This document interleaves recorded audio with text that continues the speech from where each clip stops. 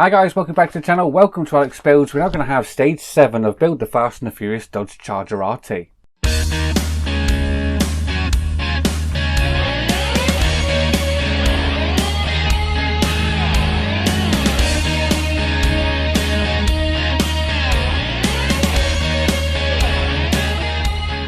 Okay, so we're on stage 7, which means we had another delivery.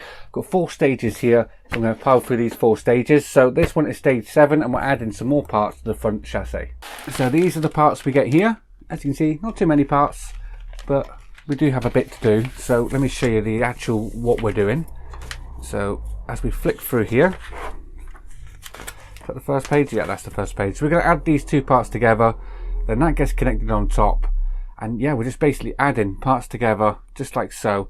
And that's, I don't know what that is. Is that a roll bar or something? Let's read that. Yeah, it is. It's an anti-roll bar. So that's an anti-roll bar. So that's going in there.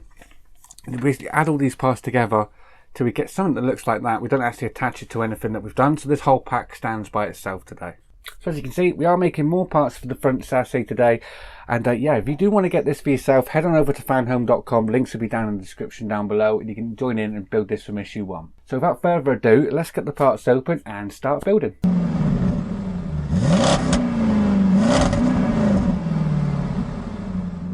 Okay, so starting off, we're going to need these 2 parts here. This part is die cast. This part feels plastic. So this is going to go slotted into the back just there. And then we're going to secure that on there with 3 CM screws, and this holes here, here, and here. So I'm going to get the first of our CM screws in. I'm going to go in the center first, and then I'll put the 2 side ones on. That's the first one in. Let's get the second one on this side, on the right hand side. Secure that all the way down. Last one now, just on this side. Just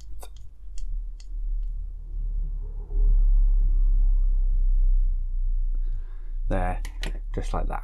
Now having this way round with the little hole at the bottom away from the actual part that we're working on, this is going to slide over the top there, just like so, and then we can secure that onto there with a KM screw, 1 in each side. Okay, so I've got my first KM screw. Let's get that down into there, just like so.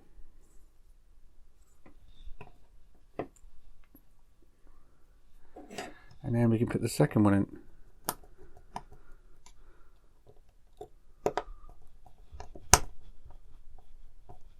Nice and tight, just like that. Don't want that loose at all. So now we're going to take our roll bar, and with this bump in the center facing up the way, we can add these 2 onto the bottom here. So this one's going to go this side, and we're going to get another one to go the other side, and they're going to be secured on with DP screws. I've got my DP screw, I've got my part.